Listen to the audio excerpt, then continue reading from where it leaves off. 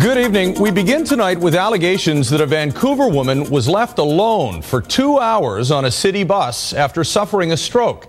According to her, she was ignored when she first became disoriented, even after she became physically ill, and the bus driver reached the end of the route. She was only helped, she says, when she literally threw herself on the floor. Tonight, the Coast Mountain Bus Company says it's investigating, and the woman's family is looking for both an explanation and an apology. Some tea for you, if you want. Nadine Laughlin is very happy to finally be home with her family after months in the hospital recovering from a massive stroke. Last June, she hopped onto the number 22 McDonald bus for a usual trip to work and almost immediately started feeling ill. I started feeling ill about pretty much into in 5 minutes about the ride. It turns out she had suffered a massive stroke. As the bus traveled on, she slipped in and out of consciousness while sitting right behind the bus driver. She hoped when the bus turned around in South Vancouver, the driver would help her. So it was a certain turnaround spot, and I could see that there, the bus driver would get up, would tell everyone to get off the bus, but he didn't. And he left the bus? He left the bus, too. Another passenger who saw Nadine says the symptoms were not obvious. Symptoms of strokes don't show themselves, in an extreme way so that everyone would have known she was having a stroke. When I saw her, she didn't look like something physical was happening. She just looked a bit confused, lost, and a little bit distressed about the situation. But she still wonders why the driver didn't check her at the turnaround. Instead, Nadine traveled from Kitsilano through downtown and south along Ninth Street to the turnaround, then all the way back on the same route. At some point, she vomited, and after trying to throw herself on the bus floor, she finally received help, ironically at the same point where she got on the bus. It was the exact same place across the road.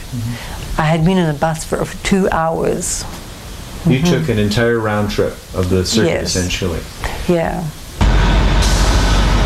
The bus company says at turnarounds, drivers usually check for passengers and lost property before leaving their bus.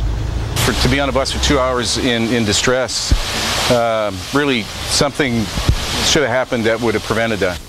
Like that? No, it can't. How about Nadine is now partially paralyzed. She's doing exercises and physio trying to get her life back. Speedy treatment is critical after a stroke. Instead, she had to take the long way home. So you think that if she would have gotten attention earlier, that her deficits wouldn't have been so severe? Try posing. As the long rehabilitation continues, they only wonder, what if? Okay, stretching it out. The devastating wildfires in California continue to rage tonight, forcing the largest evacuation in the state's history. Nearly 1 million people.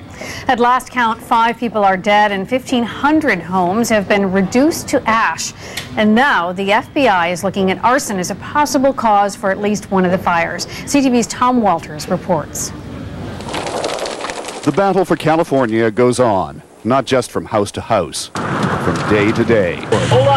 Fire crews fight relentless flames and their own increasing fatigue. It's hard, but we're doing. For those on the front lines, there is a grueling sameness to it all. But others face things they have never seen before.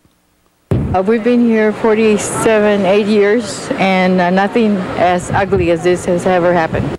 And with each day, it gets uglier as more people discover they have lost their homes. From the man who sees it firsthand. It's almost like saying goodbye. You lost your friend or something. To the woman who watches her Shangri-La burn on TV. It's surreal. I wish I could go back to that moment. I wish I could take my kids and make them leave the room first. Now Christy Williams tries to answer her daughter's questions. What about my clothes? What are we going to do? And she's 4. It's very hard to explain to her that things are replaceable. But the most important things got out. We're all okay. Much is being done here to keep spirits up. For now, most evacuees are grateful just to have escaped.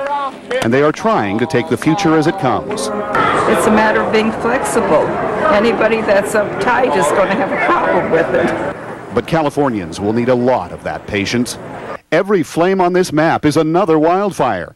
And calculating the damage is more guesswork than science. Estimates just the homes damaged will be over $1 billion. And that doesn't begin to count the things that can never be replaced. For Christy Williams, it's home videos of her daughter. I just think about her first smiles and her first laughs that I had on those tapes. The federal government had already declared a state of emergency here, which meant that assistance would be provided with the firefighting effort.